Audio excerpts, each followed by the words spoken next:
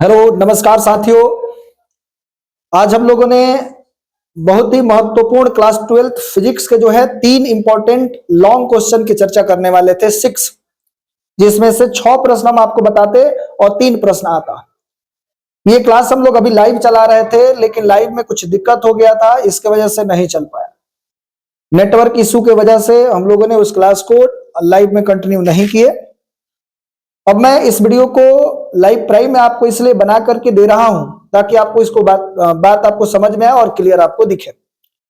ठीक है, कोई दिक्कत नहीं है। मैं आपको इस तरीका से समझाने का प्रयास करूंगा कि आपको कोई डाउट न रह जाए। तो चलिए आज के इस सेशन में, आज के इस वीडियो में हम लोग बहुत ही महत्वपूर्ण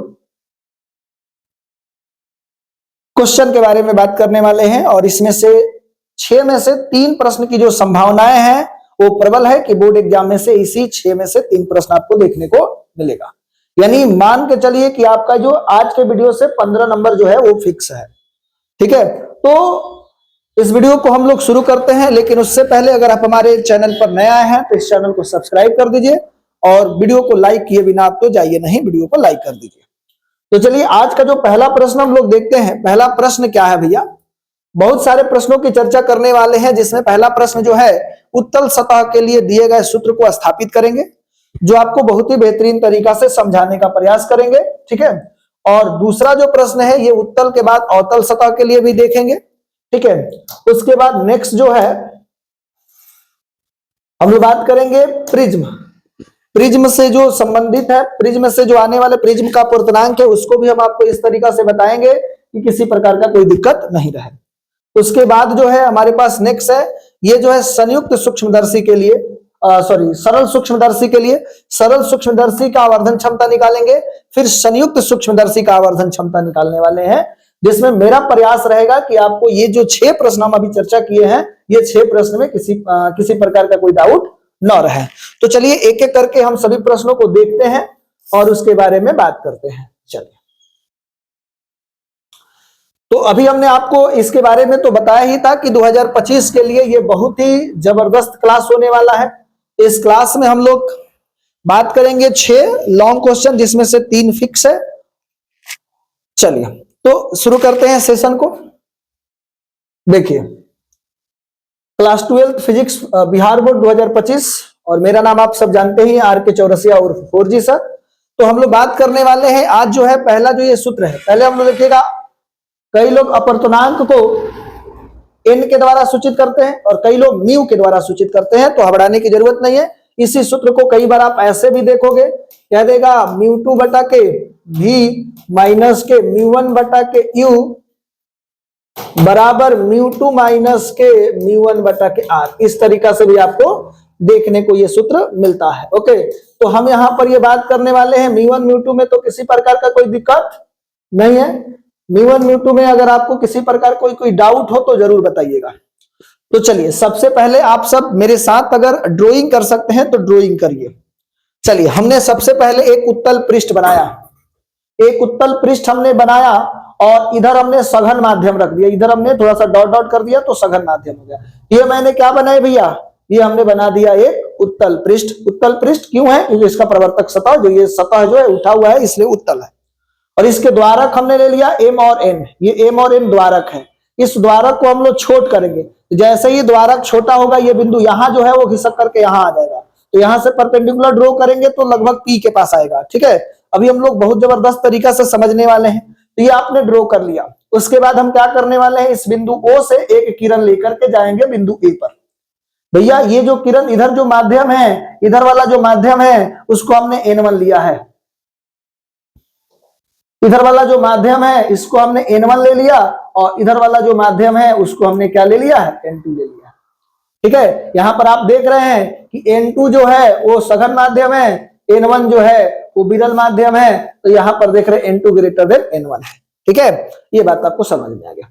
तो ये किरण जो है ये मुख्य अक्ष के साथ, ये जो मुख्य अक्ष के साथ अल्फा कोण बना रहा है, तो जैसे ये किरण यहां पर आया सतह पर, सतह के अंदर देखिए, सतह के अंदर ये क्या हुआ भैया, तो ये विरल माध्यम है, ये सघन माध्यम है। इसके वजह से ये किरण जो यहां जा रहा था और यहाँ पे हमने अभिलंब ड्रॉ कर दिया, तो ये जो है वक्रता केंद्र है। ये क्या भैया, वक्रता केंद्र।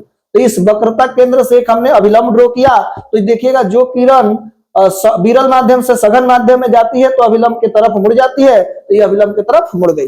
अभिलंब की तरफ मुड़ने की वजह से क्या हुआ भैया, यहां पर एक प्रतिबिंब बन गया। यहां पर क्या बन गया, प्रतिबिंब बना। तो इस वस्तु का प्रतिबिंब यहां पर बन गया आई। ओके, हमने क्या किया, यहां से एक अभिलंब ड्रॉ किया, ये सी हो गया, और यहां से एक लंब ड्रॉ कर दिया जिसकी ऊंचाई हमने क्या मान लिया है, एच। तो ये वाला जो कोण है वो अल्फा है, और ये जो प्रतिबिंब के साथ एक मुख्य अक्ष जो कोण बनाया है वो बीटा है, और अभिलंब के साथ जो कोण बना है वो गामा है। ये ऊंचाई एच है, किसी प्रकार का कोई दिक्कत नहीं है। तो इस फिगर को सबसे पहले आपको समझना है, इधर जो माध्यम है वो कौन सा माध्यम भैया, विरल माध्यम, और इधर जो है वो सघन माध्यम। सघन माध्यम का अपर्तनांक आपने n2 लिया है, और विरल माध्यम का अपर्तनांक आपने n1 लिया है। यहां तो कोई दिक्कत नहीं है। क्वेश्चन आपको ये दिया रहेगा, फिगर बनाने आपको आना चाहिए। ये अल्फा कोण बनाया है, वस्तु जो है अल्फा कोण, प्रतिबिंब जो है बीटा कोण, और ये अभिलंब जो है वो क्या बनाया है, गामा कोण बनाया है। कई लोग इसको थीटा लिख देते हैं, तो अल्फा बीटा गामा एकदम ठीक लगता है, तो हमने अल्फा बीटा गामा ले लिया। ये फिगर आपको किसी प्रकार से कोई प्रॉब्लम पर पहुंचा तो नहीं रहा, समझ में आ गया। अब देखोगे कुछ मान लिया जाता है, और बोर्ड एग्जाम में कुछ चित्र लिख करके, चित्र से लिख करके बातों को काट दिया जाता है। तो हमने इस फिगर को बहुत अच्छे से बनाया और समझाया आपको।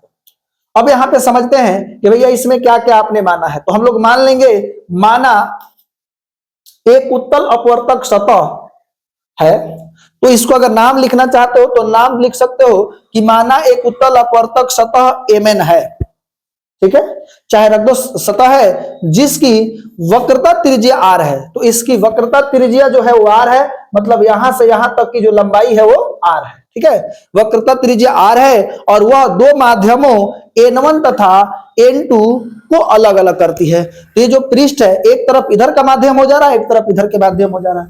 ये जो उत्तल अपवर्तक सतह जो है ये क्या कर रहा है, दो माध्यमों को अलग अलग कर रहा है, जिसका अपर्तनांक n1 और n2 है, n1 और n2 है। ये बात आपको समझ में आ गया, बस इतना सब बात आपको लिखना है, ठीक है, कोई दिक्कत नहीं है। अब यहां पर लिख देंगे चित्र से। तो चित्र से आपको हम बता देते हैं, एक चीज आप पहले से भी जानते हैं कि जब हम लोग कभी भी कोई त्रिभुज लेते हैं, तो त्रिभुज में ये जो बाह्य कोण होता है अंतः कोणों के योगफल के बराबर होता है। बाह्य कोण जो होता है वो अंतः कोणों के योगफल के बराबर होता है। ओके, तो बाह्य कोण जो होगा वो क्या होगा, अंतः कोणों के योगफल के बराबर होता है।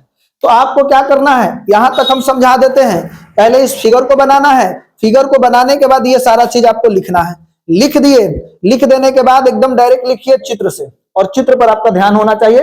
तो चित्र लिखने से बहुत सारा बात कट जाएगा कि वो एक आपतित किरण है, ये सारा चीज प्रतिबिंब वस्तु लिखने की कोई जरूरत नहीं पड़ेगी, लोग देख करके समझ जाएंगे, या जो कॉपी चेक करने वाले हैं वो देख करके समझ जाएंगे। तो ज्यादा लैंग्वेज भरने की जरूरत नहीं है। हालांकि जब किताब में आप देखोगे तो बहुत सारे लैंग्वेज उसके अंदर होंगे, ठीक है। तो हमने क्या किया, चित्र से समकोण त्रिभुज OAC में हम चल देते हैं। कहां चलते हैं भैया, हमने समकोण त्रिभुज चला कौन सा, समकोण त्रिभुज OAC। ये देख लो OAC, तो OAC आपको दिखेगा, ये OAC, ये वाला त्रिभुज की हम बात कर रहे हैं, ये वाला देख रहे हैं, समकोण त्रिभुज OAC।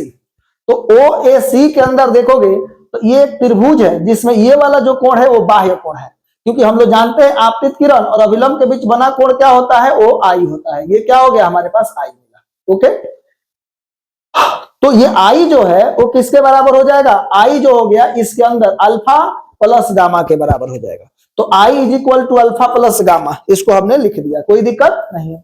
और फिर दोबारा, तो इसमें हमारा टारगेट क्या रहता है, आई और आर के मान निकालने का, आई और आर का मान। तो यहां से हमने पुट करके क्या निकाल दिया, समकोण त्रिभुज OAC में, OAC के अंदर चले आई निकाल दिए। आई किसके बराबर हो गया, क्योंकि आई बाह्य कोण है, तो इन दोनों कोणों के योगफल के बराबर हो गया। ये 9th का थ्योरम है।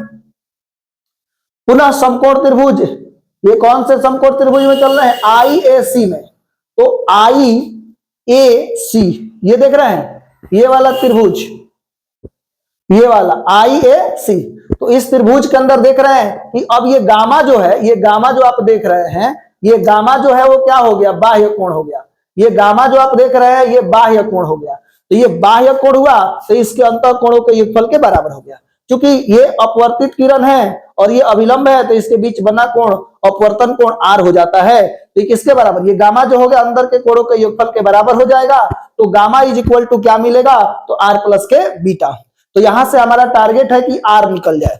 तो हमने क्या किया, R निकाल लिया, कोई दिक्कत नहीं है। हमने यहां से क्या निकाल लिया, R निकाल लिया।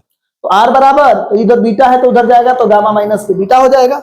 यहां तक किसी प्रकार का कोई दिक्कत नहीं होना चाहिए, आप लोग साथ में ही लिखते चलेंगे, ठीक है। चलो अब देखो स्नेल के नियम से, स्नेल के नियम से, तो वी नो दैट स्नेल के नियम से साइन आई बटा के साइन आर, साइन आई बटा के साइन आर और n2 बटा के n1 होता है। ये किसके नियम से बात कर रहे हैं, स्नेल के नियम से। यहां से इसको देखने से पहले ये देख लेते हैं, चित्र में फिर आते हैं। चित्र में पीसी, तो जो ये P और C है तो ये वक्रता केंद्र है और ये ध्रुव है। तो वक्रता केंद्र और ध्रुव के बीच की दूरी को हम लोग वक्रता त्रिज्या कहते हैं, R हो जाएगा। तो PC हो गया कितना, R।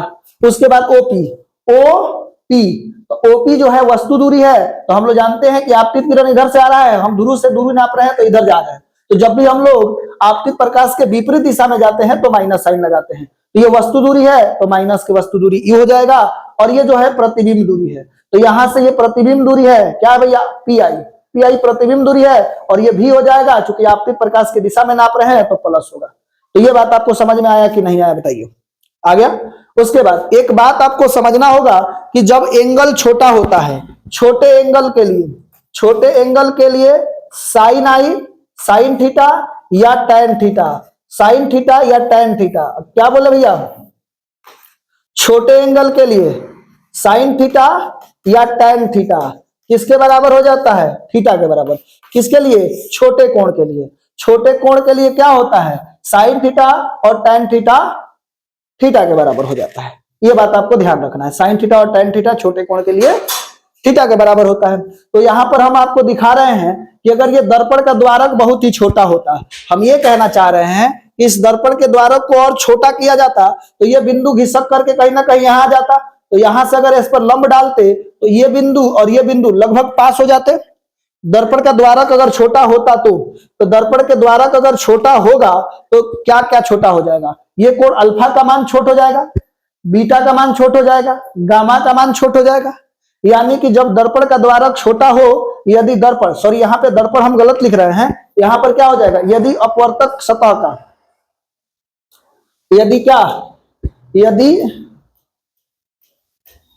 अपवर्तक सतह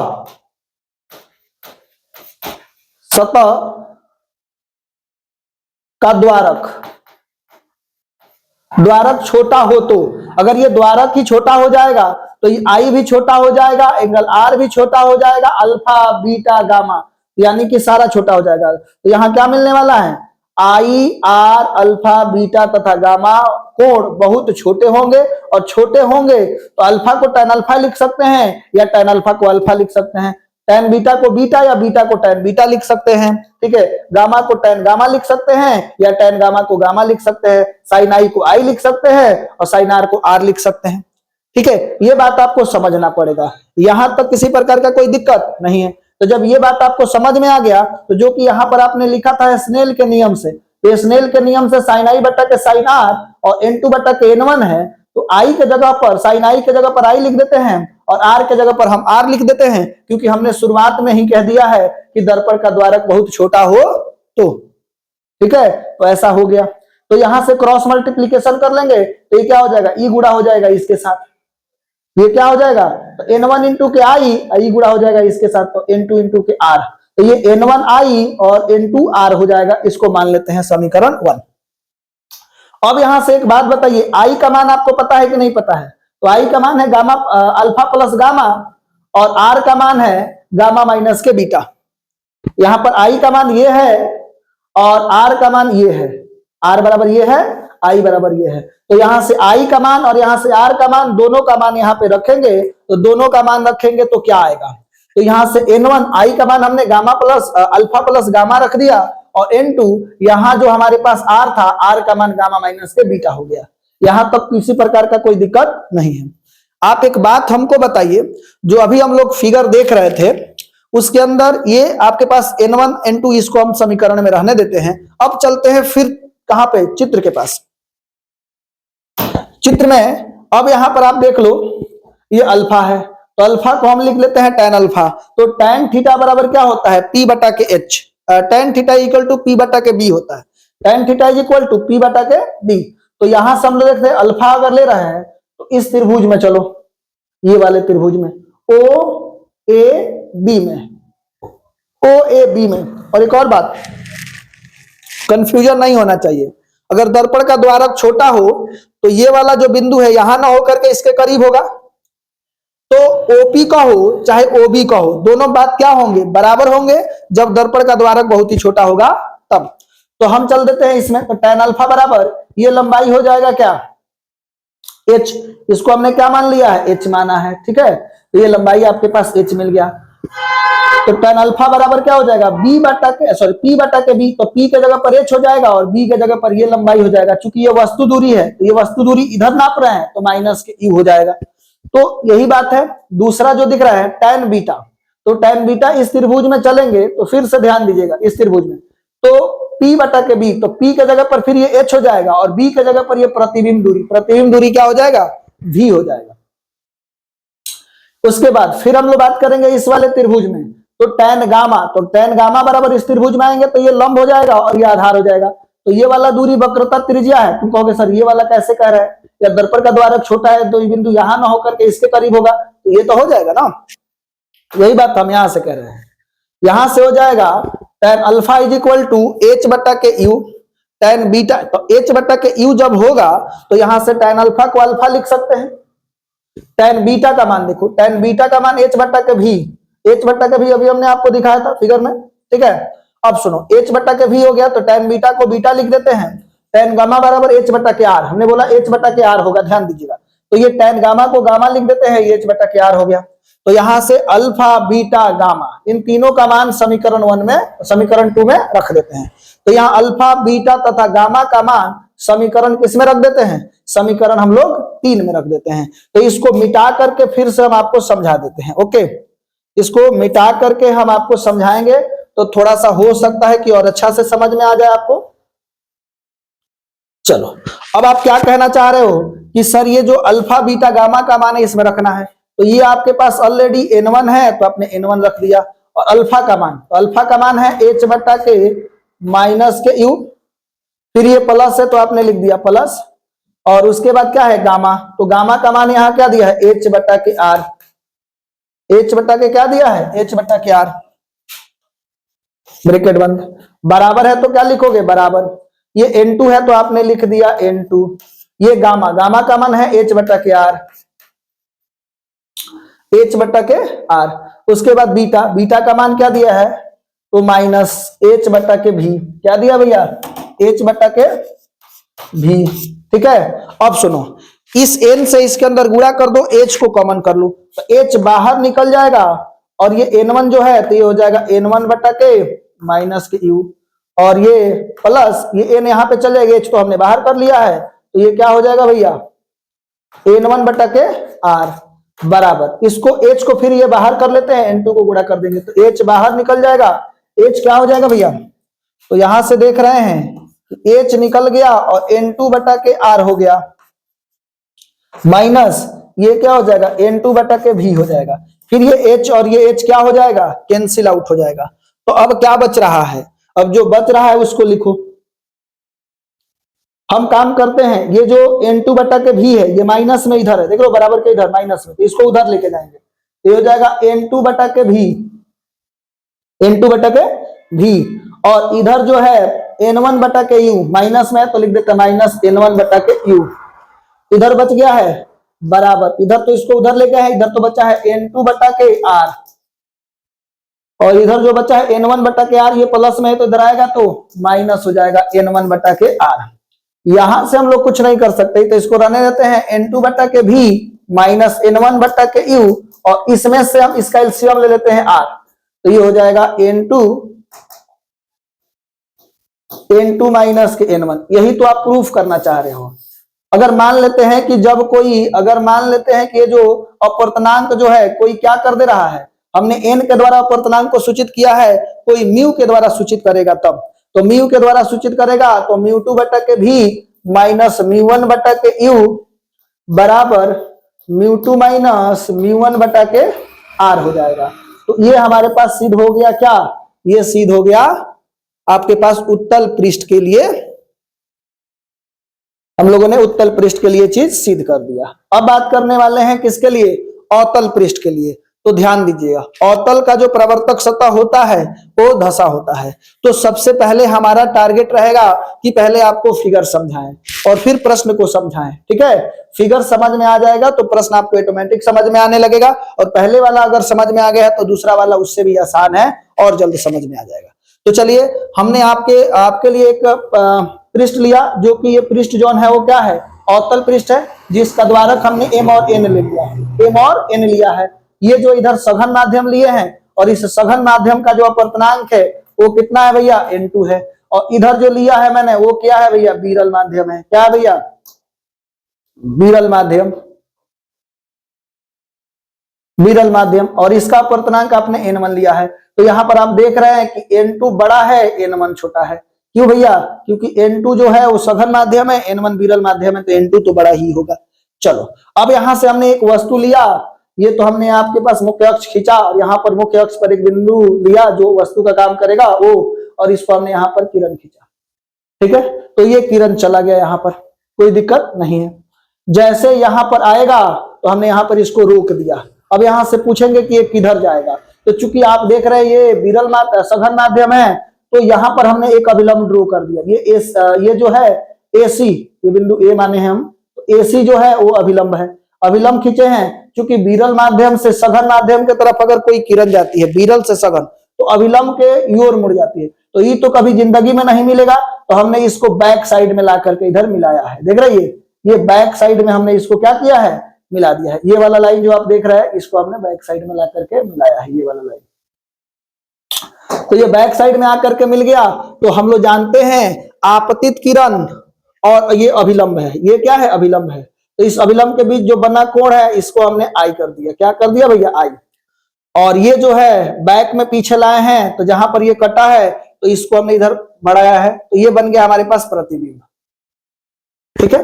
तो ये क्या है भैया, ये आप यहां पर देख रहे हैं, ये प्रतिबिंब है, ये प्रतिबिंब है आई। तो ये अभिलंब है और ये आपतित किरण है, अपवर्तित किरण है, पीछे बैक में लेकर के आए हैं। तो जिसके वजह से ये वाला जो कोण बन गया, ये अपवर्तन कोण है, जिसको हमने आर के द्वारा सूचित किया है। तो अब एक बात बताइए, हमने वहां पर भी हमने माना था कि जो वस्तु के साथ कोण बना था वो अल्फा, प्रतिबिंब के साथ जो कोण बना था वो बीटा, और अभिलंब के साथ जो कोण बना था वो गामा हमने लिया था। यहां तक किसी प्रकार का कोई दिक्कत नहीं है। ये सघन माध्यम है, विरल माध्यम है, इसका अपवर्तनांक n2 है, इसका अपवर्तनांक n1 है। तो ये फिगर आपको समझ में आया कि नहीं आया, इस फिगर को आपको अच्छे तरीका से लिखना है, ठीक है। अब सुनो, फिर जो बात आपने उसमें लिखा था वही बात इसमें लिखोगे, केवल उत्तल के जगह पर अवतल कर देना। माना एक अवतल, उसमें उत्तल लिखे थे, यहाँ पे अवतल लिखेंगे। माना एक अवतल अपवर्तक पृष्ठ है जिसकी वक्रता त्रिज्या r है, और वह दो माध्यमों n1 तथा n2 को अलग करती है। सेम टू सेम बात है। अब सुनो, वहां पर जो काम आप कर रहे थे, आई निकाल रहे थे, आर निकाल रहे थे, यहां पर भी आई और आर निकालोगे। तो इतना बात नहीं लिखना है कि कौन सा किरण है, क्या जा रहा है, कैसे आ रहा है। इन सब चीजों से बचने के लिए आप डायरेक्ट लिखोगे चित्र से। क्या यहां पर लिख देंगे, चित्र से, समकोण त्रिभुज OAC, OAC। अब तुम सीधे ढूंढो OAC कहां है, तो ये हो गया OAC। उस वाले जो हमने उत्तल सतह से सिद्ध किया था उसमें भी OAC में गए थे, OAC। तो OAC के अंदर, इसके अंदर देख रहे हैं कि ये वाला बाह्य कोण हो जा रहा है, ये वाला बाह्य कोण गामा। तो बाह्य कोण सुदूर अंतः कोणों के योगफल के बराबर होगा। तो ये तो अल्फा हो गया, और इधर वाला कोण आई है, तो गामा बराबर क्या हो गया, तो गामा बराबर आई प्लस अल्फा, आई प्लस अल्फा। तो यहां से निकाल लेंगे आई, तो इधर अल्फा है तो इधर माइनस हो जाएगा, तो I is equal to gamma minus के अल्फा। ओके, कोई दिक्कत नहीं है। तो यहां से आपने आई के मान निकाल लिया। वहां पर भी हमने आई और आर बोला था कि आई और आर आप निकाल लो, आई और आर आपने निकाला था। अब सुनो, ध्यान दो, अब हमने क्या किया, पुनः समकोण त्रिभुज IAC में, तो ये हमारे पास आई है, ए है और सी है। तो इस वाले त्रिभुज में चल रहा है, ये वाला जो छोटा त्रिभुज दिख रहा है ना, ये वाला, इस त्रिभुज में चल रहे हैं तो इसके अंदर भी यही जो है वो बाह्य कोण है गामा। लेकिन अब की जो है बाह्य कोण गामा जो है वो आर और बीटा के बराबर हो गया। तो ये हो गया gamma is equal to r plus beta. तो यहाँ के आर निकालेंगे तो बीटा प्लस में तो उधर जाएगा, तो आर बराबर गामा माइनस के बीटा। ओके, समझ में आया यहाँ पर। अब सुनोगे फिर वही बात, ये चित्र में तनिष्ठ थोड़ा सा आपको दर्शा देना है। तो चित्र से ये ओपी जो है, ये ओपी जो है वस्तु दूरी है और इधर नाप रहे हैं क्योंकि आपकी प्रकाश किरण इधर से आ रही है, हम इधर जा रहे हैं, ध्रुव से इधर जा रहे हैं, तो ये हो जाएगा निगेटिव। ओपी वस्तु है तो माइनस के यू हो जाएगा। पी आई ये जो है आपके पास क्या दिख रहा है, पी आई जो है वो प्रतिबिंब है, तो प्रतिबिंब दूरी को भी कहते हैं, चूंकि इधर है तो माइनस के भी हो गया। और ये हो गया पीसी, ये केंद्रक है तो पीसी वक्रता केंद्र है, वक्रता त्रिज्या है, इसलिए माइनस के आर हो जाएगा।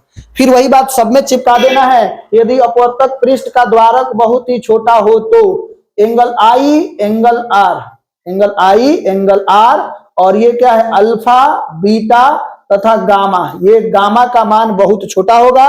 और छोटे के लिए फिर वही चिपकाना है, साइन आई बराबर आई, साइन आर बराबर आर, tan अल्फा बराबर अल्फा, tan बीटा बराबर बीटा और tan गामा बराबर गामा हो जाएगा। ओके, यहां तक कोई दिक्कत। और फिर देखो यहां से आप आई का मान याद रखना, आई बराबर गामा माइनस अल्फा, और ये क्या है आर बराबर गामा माइनस बीटा। यहाँ गामा माइनस अल्फा है, ये गामा माइनस बीटा है, ये आई का मान है और ये आर का मान है। तो आई और आर का मान याद रखना।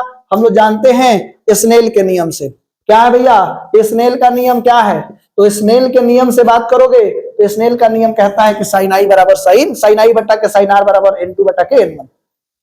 हमने लिख दिया। अभी चूंकि थोड़ी देर पहले हमने माना था कि दर्पण का द्वारक बहुत ही छोटा हो तो साइन आई हो जाएगा, साइन आर हो जाएगा।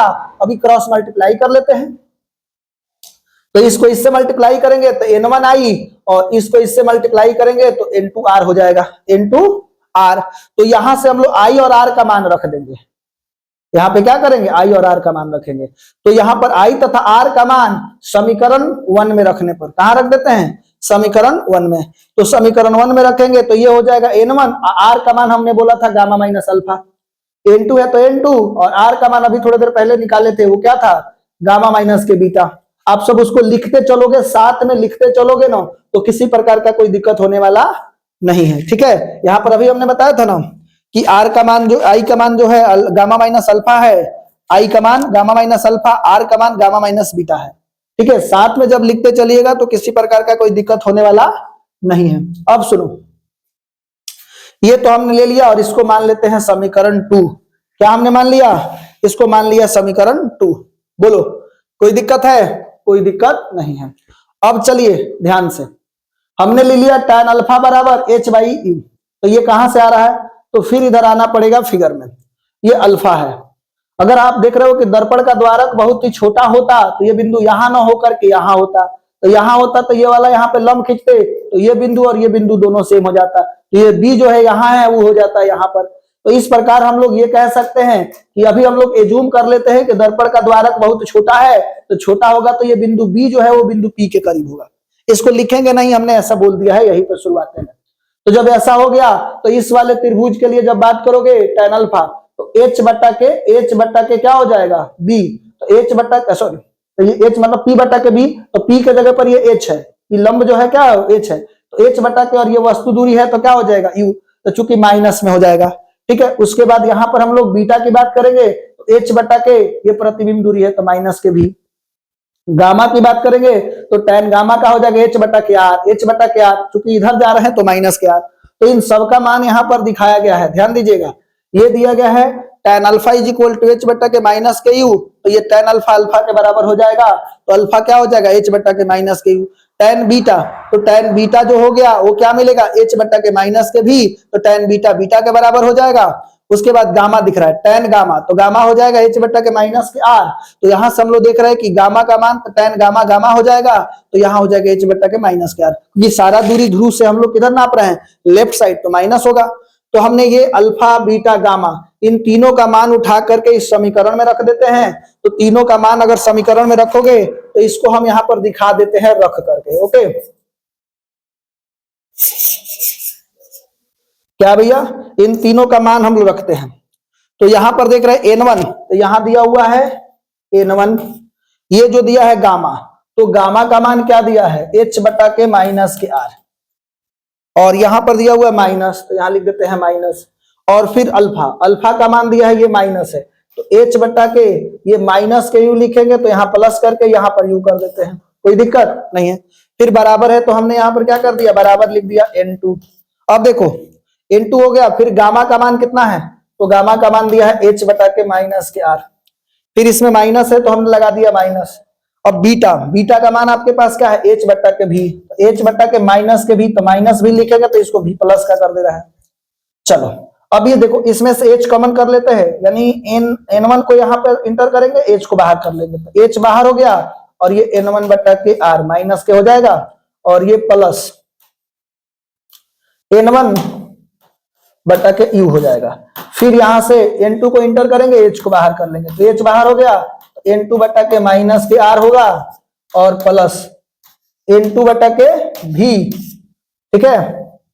अब सुनो, ये h से ये h को हमने क्या कर दिया, कैंसिल आउट करा दिया। अब सुनो ध्यान से, ये जो आप देख रहे हो यहां पर भाई n2 भी प्लस में है, तो इसको इधर ही रहने देते हैं, लेकिन लिख देते हैं इधर n2 बाई v, ये इधर ही है। अब इधर से हम u जो है ये प्लस में है ना, तो इसको इधर लाएंगे, तो इसको इधर लाएंगे तो हो जाएगा माइनस के n1 बटा के u बराबर, चूंकि यहां पर हमने देख रहे हैं कि ये जो है इसको हम उधर लेके जा रहे हैं, तो ये माइनस है तो उधर जाएगा तो प्लस हो जाएगा n2 बटा के r। लेकिन आपको कंफ्यूजन हो रहा होगा कि सर आप तो इसको उधर ले जा रहे हैं, लेकिन ध्यान दो, हमने इसको इधर रखा था, लेकिन रखा इधर, लेकिन दिखा रहे थे उधर, ध्यान दीजिएगा लोग। उसके बाद इसको हम क्या करते हैं, इसको उधर लेके गए हैं, तो माइनस है तो प्लस हो गया, चूंकि ये माइनस के माइनस रहेगा, n1 बटा के क्या हो जाएगा r। ओके, तो यहां से इसको ऐसे ही रहने देते हैं, इसको हम क्या कर देते हैं, इसको सेम टू सेम हम रहने देते हैं, और ये हो जाएगा क्या, n2 बटा के v माइनस n1 बटा के u, और इसमें से एलसीएम r ले लेते हैं, तो ये n2 बटा के n2 माइनस के n1 हो जाएगा। यदि यही चीज को हम लोग क्या कर देते हैं, u में लिखते तो म्यू में, तो म्यू2 बटा के v माइनस म्यू1 बटा के u बराबर म्यू2 माइनस के म्यू1 बटा के r। तो ये कभी कभी ऐसे दे देता है, तो आप सब तो प्रूव करिए लीजिएगा, समझदार लगते हैं आप लोग। चलिए अब चलो नेक्स्ट जो प्रश्न है उसके बारे में बात करते हैं। चलो यहां तक तो किसी प्रकार का कोई दिक्कत नहीं है, ये तो आपने सिद्ध कर लिया, ठीक है, बहुत ही जबरदस्त। नेक्स्ट प्रश्न जो है उसको हम लोग चेक करेंगे। देखिए अब जो हम लोग बात करने वाले हैं लेंस मेकर सूत्र, कई नाम से आपके प्रश्न बोर्ड एग्जाम में देखने को मिलेगा, पतले लेंस के लिए अपवर्तनांक का सूत्र या लेंस मेकर सूत्र, या कई बार कहेगा कि पतले लेंस के लिए सिद्ध करिए कि 1/f बराबर n-1 और 1/r1 माइनस 1/r2, ये सिद्ध करने के लिए मिल जाता है। तो सबसे इंपॉर्टेंट है आपका जो है फिगर, हम लोग बात कर लेते हैं। एक हमने लेंस लिया है और इस लेंस का नाम हमने एल रखा है, और ये पतला लेंस है, इसकी मोटाई को हम लोग नजरअंदाज करके चलेंगे कि इसकी मोटाई ना के बराबर है, बहुत पतला है। इसमें ये पहला पृष्ठ है जिसका वक्रता त्रिज्या r1 है, ये दूसरा पृष्ठ है इसका वक्रता त्रिज्या r2 है। ओके, अब आपको समझना यह है कि सर ये तो r1 और r2 हो गया, हमने यहां पर एक वस्तु लिया, तो वस्तु से ये पहला प्रकाश की किरण यहां तक आई, तो चूंकि हम लोग देख रहे हैं और यहां पर ये मान के चला गया है कि n2 बड़ा है n1 कम है, ध्यान दीजिएगा यहां पर भी इधर के माध्यम कम है, इधर के माध्यम अधिक है, तो अपवर्तनांक अधिक है। तो इधर से प्रकाश की किरण गई है, तो हमने क्या किया, यहां से जाने के बाद अब लोग जानते हैं कि उत्तल लेंस जो होता है प्रकाश की किरणों को फोकस पे मिलाएगा। तो इधर है तो इसको इस मुख्य अक्ष पर इस बिंदु पर मिलाया, तो ये पहले पृष्ठ का काम है। तो पहला पृष्ठ ने इस वस्तु का आई डैश पे प्रतिबिंब बना दिया।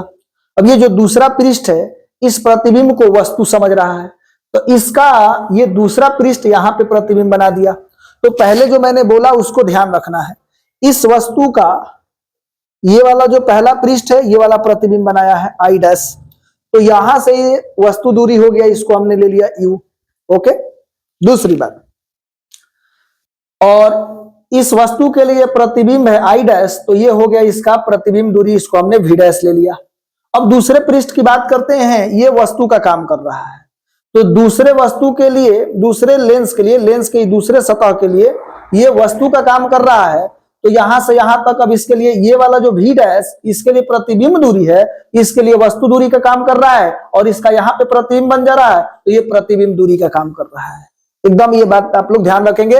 ये फिगर बहुत ही सिंपल, बहुत ही आसान हमने बनाया है, ठीक है। आपको इसी तरीका से बनाना है। तो चलिए हम लोग कुछ इसमें मान लेते हैं। मानते क्या है कि माना कोई लेंस L है जिसका अपवर्तनांक n है। जिसका अपवर्तनांक क्या भैया, यहाँ पर जो अपवर्तनांक आप देख रहे हैं वो n है। कोई आपने लेंस लिया है और इस लेंस का जो अपवर्तनांक आपने माना क्या है, इस लेंस का अपवर्तनांक n है। ओके, जिसकी वक्रता त्रिज्याएं क्रमशः R1 और R2 है। इन दो वक्रता त्रिज्या R1 और R2 है और वह दो माध्यमों N1 और N2 को अलग अलग करती है। एक माध्यम N1 हो गया, एक माध्यम N2 हो गया।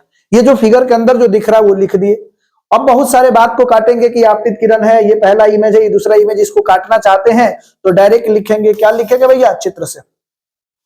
हम लोगों ने अभी उत्तल पृष्ठ के लिए चाहे किसी पृष्ठ के लिए जब बात किया था तो हम लोग जानते हैं इसमें दो पृष्ठ है, तो पहले पृष्ठ के लिए बात कर रहे हैं।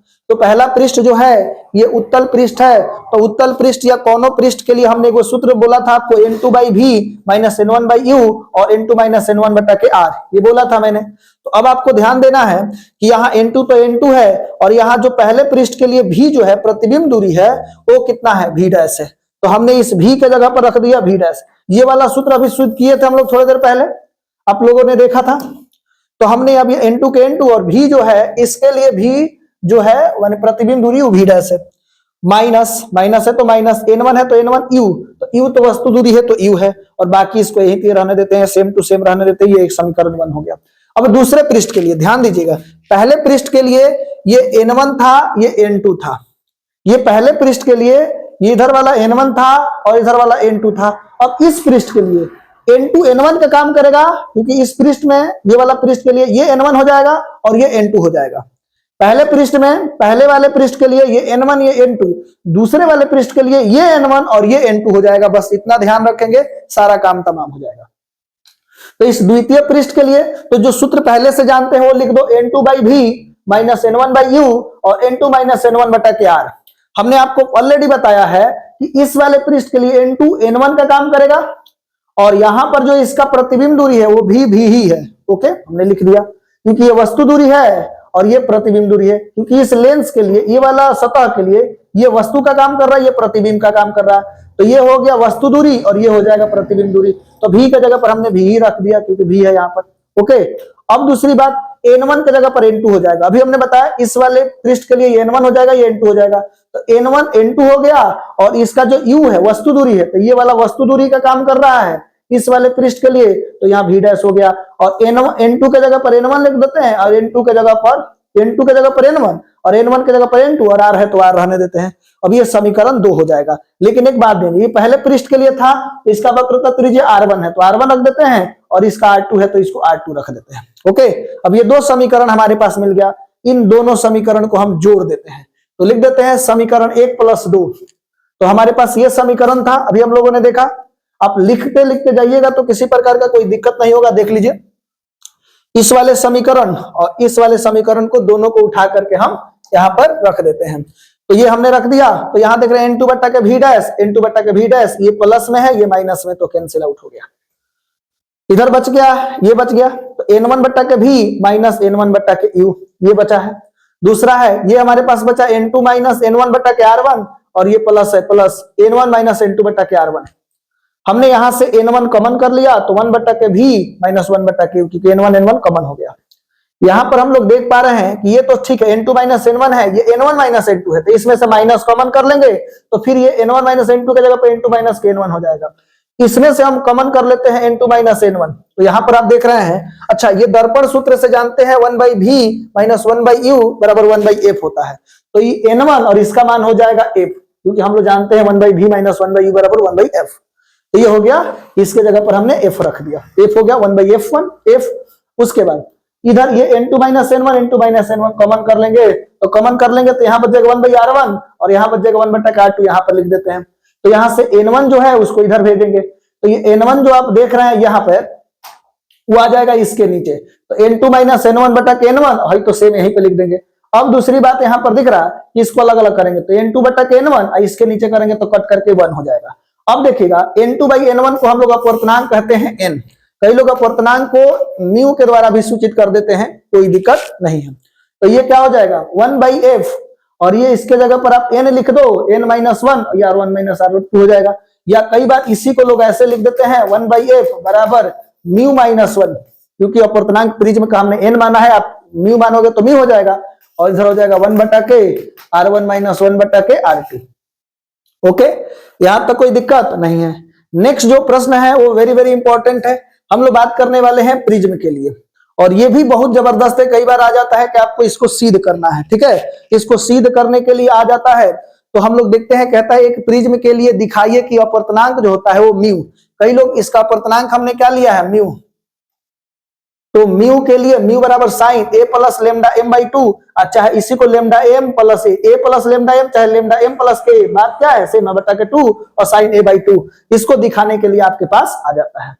तो सबसे इंपॉर्टेंट बात होती है कि सर फिगर बनाना, तो हमने आपको यहां पर एक फिगर दिखा दिया है, तो फिगर को पहले समझाते हैं और फिर इधर आते हैं। अगर आपको फिगर समझ में आ गया तो सारा कहानी जो है वो बहुत ही आसान हो जाएगा। तो मैं फिगर को थोड़ा सा मिटा करके फिर से समझाते हैं। देखिए यहां से एक आपतित किरण जा रही है, यहां पर ये एक प्रिज्म है जिसका अपवर्तनांक हम लोगों ने क्या मान लिया है, इसका अपवर्तनांक म्यू माना गया है। ये सघन माध्यम है और इधर विरल माध्यम है, तो प्रकाश किरण जा रही है और यहाँ पे हमने अभिलंब खींचा, तो ये प्रकाश किरण इधर जाकर के ये सीधे न जाकर के, तो हमने सीधा एक लाइन दिखा दिया है, यहाँ पर देख रहे हैं एक सीधा लाइन दिखाया है, लेकिन ये सीधा गया नहीं है, ये अभिलंब के तरफ मुड़ गई है। तो ये सीधा ऐसे जा करके और ऐसे चली गई है, ये जो किरण जो देख रहे हैं ये ऐसे चली गई है। तो सीधा हमने एक इमेजिनरी लाइन खींच दिया और इधर चला गया, जैसे यहां पर आया तो फिर इसके लिए खतरा हो गया, क्योंकि ये सघन माध्यम था और फिर विरल माध्यम है। तो फिर मैंने यहाँ पर अभिलंब खींचा, तो ये क्या हो गया, ये सीधे ना जाकर के अभिलंब से दूर भाग गई, तो हमने इसको बैक में ले गया यहाँ पर, तो ये जो सीधा जा रहा था ये कोण और इधर हो गया है। तो अगर ये कुछ नहीं होता तो ये सीधे ऐसे जाता तो इधर नहीं जाता, तो ये सीधे जाता, लेकिन इसकी वजह से ये इधर जा रहा है, तो इसके बीच में जो विचलन कोण है वो डेल्टा है, इसको हम लोग डेल्टा पढ़ते हैं। तो कितना डेल्टा भैया, तो यहाँ पे डेल्टा हमने लिख लिया कि इसका जो विचलन कोण है वो कितना है, विचलन कोण डेल्टा है। यहाँ तक कोई दिक्कत, ये आपतन कोण आई है और ये अपवर्तन कोण r1 मान लेते हैं, क्योंकि पहले बार अपवर्तन r1 हो गया। दूसरा यहां पर हम लोग देख रहे हैं, तो यहां पर हमने ये वाला जो कोण है ये वाला हमने r2 मान लिया है, ये क्या मान लिया, r2 मान लिया है, और यहां पर इसको i डैश मान लेते हैं। यहां तक किसी प्रकार का कोई दिक्कत, तो यहां पर n डैश ओ एक नॉर्मल है और फिर n2 ओ, n1 ओ एक लंब है और n2 ओ एक ये लंब है, ठीक है, और ये लेमडा है। अब एक बात बताइए, अब यहां पर शीर्षाभिमुख कोण से हम लोग जानते हैं ये वाला और ये वाला रेखा सेम है, तो ये वाला एंगल और ये पूरा एंगल आई हो जाएगा, ये पूरा एंगल क्या होगा आई, ये पूरा एंगल आई। लेकिन हमको ये वाला एंगल आपसे पूछना है, तो ये भैया पूरा आई होगा, ये r1 है, तो ये हो जाएगा i माइनस के r1। फिर इधर देखो, इसको हमने ये वाला एंगल i डैश माना है, तो ये पूरा हो जाएगा i डैश, तो ये वाला एंगल कितना हो जाएगा, तो ये हो जाएगा i डैश माइनस के r2, i डैश माइनस के r2। ध्यान दीजिएगा, ये वाला एंगल अगर आपसे कोई पूछा है ये वाला, तो ये हो जाएगा i डैश माइनस के r2 हो जाएगा। ओके, तो ये वाला एंगल हमने निकाल दिया। अब सुनो, इस वाले छोटे से त्रिभुज के अंदर चलो, इस वाले त्रिभुज में, तो इस वाले त्रिभुज की अगर बात करेंगे P Q K, तो ये हो जाएगा विचलन कोण। तो ये विचलन कोण किसके बराबर होगा, तो विचलन कोण इन दोनों कोणों के बराबर होगा। तो यहां पर हमने लिख दिया, तो सबसे पहले जो माना है उसको लिख देते हैं। माना ABC एक प्रिज्म है, ABC क्या है, एक प्रिज्म है जिसका अपवर्तनांक हमने क्या माना है म्यू। अपवर्तनांक क्या माना भैया, इसका अपवर्तनांक हमने म्यू माना है, ठीक है। और प्रिज्म का कोण हमने क्या माना है, प्रिज्म का कोण जो है वो A है, प्रिज्म का कोण क्या है A है। तो यहाँ पर विचलन कोण के लिए हम लोग बात कर रहे हैं, ये जो विचलन कोण आप देख रहे हैं, तो विचलन कोण क्या हो जाएगा, तो इस त्रिभुज में ये बाह्य कोण है, तो इस सुदूर अंतः कोणों के योगफल के बराबर हो जाएगा। तो ये विचलन कोण डेल्टा जो है वो क्या हो जाएगा, ये वाला कोण i माइनस r1 प्लस ये वाला कोण क्या है i डैश माइनस r2 के बराबर हो जाएगा। यहाँ पर देख रहे हैं कि i है ये i डैश है, दोनों प्लस है, तो एक जगह पे लिख देते हैं। ये भी माइनस r1 माइनस r2, दोनों में से माइनस कॉमन कर लेते हैं, r1 प्लस r2 हो जाएगा, और इसको मान लेते हैं समीकरण 1।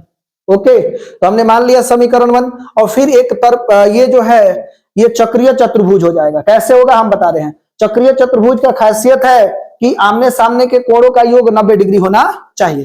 तो भैया ये आपने लंब खींचा है तो ये वाला एंगल 90 डिग्री और ये वाला एंगल 90 डिग्री। तो इस पूरे त्रिभुज में, कौन से त्रिभुज में,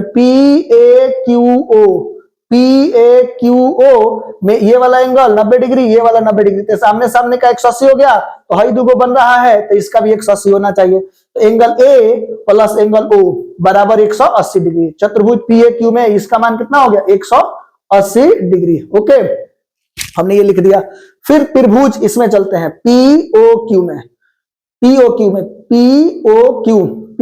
में तो ये क्या हो जाएगा, angle O plus R1 plus R2, तो ये क्या हो जाएगा, R1 plus R2 plus O बराबर 180 डिग्री। अब देखो चूंकि ये 180 डिग्री जो है ये किसके बराबर है, A प्लस O के, तो यहां से हम इसका मान रख देते हैं। तो ये हो जाएगा R1 plus R2 plus O और 180 की जगह पर लिख देते हैं A प्लस के O। नहीं समझ में आ रहा है। यहां पर देखो ये वाला दोनों बराबर है कि नहीं है, और जब ये दोनों बराबर हो जाएगा तो हम इस 180 की जगह पर ये लिख दें, वही तक ये है R1 plus R2 O, R1 plus R2 plus O, 180 की जगह पर लिख दिए A प्लस के O से O क्या हो गया है, O से O कैंसिल आउट हो गया है। तो यहां हो गया R1 प्लस R2 बराबर A, इसको मान लेते हैं समीकरण 2। एक समीकरण 1 यहां पर है, ये समीकरण 2 है, आप सबको याद होना चाहिए। अब चलो, अब दूसरी जो बात हम कर रहे हैं न्यूनतम विचलन के केस में, यहां पर आपको फिगर समझा देते हैं। भैया जो ये विचलन न्यूनतम होगा, तो अगर न्यूनतम विचलन होगा तो देखिएगा ये न्यूनतम विचलन होगा तो ये खींच करके यहां पर आ जाएगा, तो ये I, R1, R2 और I डैश ये तीनों क्या हो जाएंगे, बराबर हो जाएंगे। तो आप एकदम रट्टा मार लो, न्यूनतम विचलन के केस में ये जो लेमडा है उसको लेमडा M कहते हैं, सॉरी डेल्टा है क्या भैया, डेल्टा। तो डेल्टा M के बराबर हो जाएगा। डेल्टा किसके बराबर होगा, डेल्टा M।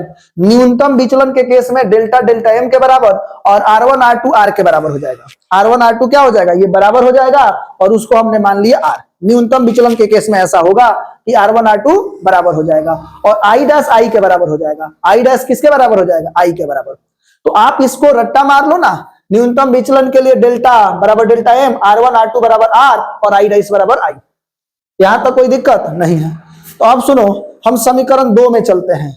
तो समीकरण 2 हमारे पास क्या है, आप यहां पर देख रहे हैं समीकरण 2 जो है R1 प्लस R2 बराबर A है, तो आपने यहां पर लिख दिया R1 प्लस R2 बराबर A। तो चूंकि न्यूनतम विचलन की बात हो रही है तो R1 और R2 R के बराबर है, तो ये R1 R के हो गया और ये R1 R2 भी R बराबर हो गया। तो R और R 2R और यहां से R निकालेंगे तो ये बाई 2 हो गया। तो यहां से हमने क्या कर दिया, R निकाल करके रख लेते हैं। अब बात करते हैं समीकरण 1। तो समीकरण 1 आप देखोगे तो समीकरण 1 यहां पर है I plus I dash minus R1 plus R2, और यहां पर फिर से एक बार हम बता देते हैं कि R1 प्लस R2 A के बराबर है।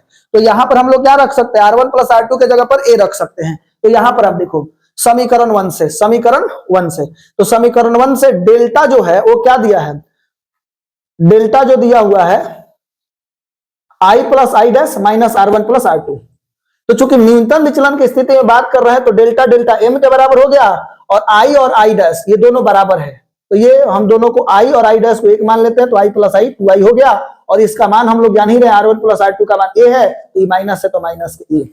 हम काम करते हैं इसको इधर ला देते हैं, तो इधर माइनस है तो ये प्लस में हो जाएगा, तो 2I बराबर डेल्टा M प्लस के A हो जाएगा। डेल्टा M प्लस के क्या हो जाएगा, A हो जाएगा। ओके, यहां तक कोई दिक्कत नहीं है। अब आपको समझना है, ध्यान दीजिएगा, 2I बराबर डेल्टा M प्लस के हो गया, तो I का मान ये निकल करके आ गया। यहां तक किसी प्रकार का कोई दिक्कत नहीं है। तो हमने ये सारा खेल रच करके I का मान और R का मान निकाल लिया। हम लोग भली भांति जानते हैं स्नेल के नियम से। स्नेल का नियम हम लोग क्या जानते हैं, स्नेल का नियम हम लोग जानते हैं अपवर्तनांक जो होता है, अपवर्तनांक का सूत्र हो जाता है साइन I बटा के साइन R। तो हमने अपवर्तनांक को म्यू माना है, साइन के जगह पर साइन और I का मान यहां से रख दो। I का मान क्या है, lambda M plus A by 2, और चाहे इसी को हम लोग लिख सकते हैं A प्लस के लेमडा M बाई 2, घबराने की बात नहीं है। A प्लस के लेमडा M चाहे लेमडा M प्लस के A, बात सेम है। तो हमने इस I के जगह पर रख दिया, तो ये साइन और I के जगह पर lambda M plus A by 2 और यहाँ पे साइन के जगह पर साइन और R के जगह पर क्या है, A बाई 2। और यही तो आपको सिद्ध करना था, ये आपका क्या हो गया, सिद्ध हो गया। तो जहां म्यू क्या है, अपवर्तनांक है, लेमडा एम क्या है, न्यूनतम विचलन कोण है, ए क्या है, तो प्रिज्म का कोण है। अभी हम लोगों ने यहाँ पर बहुत सारा चीजें देखना था, जैसे कि आप यहां देख लो, अभी हम लोग बात करने वाले थे, ये जो है आपका सूक्ष्मदर्शी है, सरल सूक्ष्मदर्शी की बात करने वाले थे, और साथ ही साथ हम लोग बात करने वाले थे संयुक्त सूक्ष्मदर्शी, और फिर हम लोग एक और बात करने वाले थे खगोलीय दूरदर्शी। तो तीन मिल रहा है, तो हम क्या करते हैं, इन तीनों को एक अलग से वीडियो बनाते हैं, सरल सूक्ष्मदर्शी, संयुक्त सूक्ष्मदर्शी और खगोलीय दूरदर्शी। इन तीनों जो है हमारे पास सूक्ष्मदर्शी, सरल सूक्ष्मदर्शी, संयुक्त सूक्ष्मदर्शी और क्या है खगोलीय दूरदर्शी, इन तीनों को एक वीडियो बना करके हम बता देते हैं। हालांकि इन सबको हम लाइव में पढ़ाने वाले थे, लेकिन नेटवर्क जो है बहुत प्रॉब्लम कर रहा था, जिसकी वजह से हमने इसको बनाया नहीं। लेकिन फिर भी हम लोगों ने बहुत सारे प्रश्नों को देखा। कितने प्रश्न हम लोगों ने देखा, 4 प्रश्न देखे हैं, 4 और 3 और बताने वाले हैं, 4 और 3 7। यकीन मानिए इसी में से आपका आएगा 3। ठीक है, और भी बहुत सारा तो क्लास में हमने पढ़ाया ही है, लेकिन आप इस बात को ध्यान रखेंगे कि ये जो अभी 4 बताए हैं, इस चारों को कल रिवीजन कर लीजिएगा आप लोग, आज रात में रिवीजन कर लीजिए। ठीक है, तो हम लोग जो अभी थंबनेल में हम लोगों ने बात किया था भैया, कि हमारा थंबनेल क्या था, थंबनेल में हमने बोला था कि 6 बताने वाले हैं, तो 6 नहीं, हम बताएंगे आपको 7। लेकिन प्रॉब्लम क्या हुआ कि अब आज नहीं बताएंगे, 3 और हमने बताया, सरल सूक्ष्मदर्शी, संयुक्त सूक्ष्मदर्शी और खगोलीय दूरदर्शी, नेक्स्ट क्लास में आपको बताएंगे। आज जो है इतना हम लोगों ने देखा, तो आज के लिए इतना ही काफी है।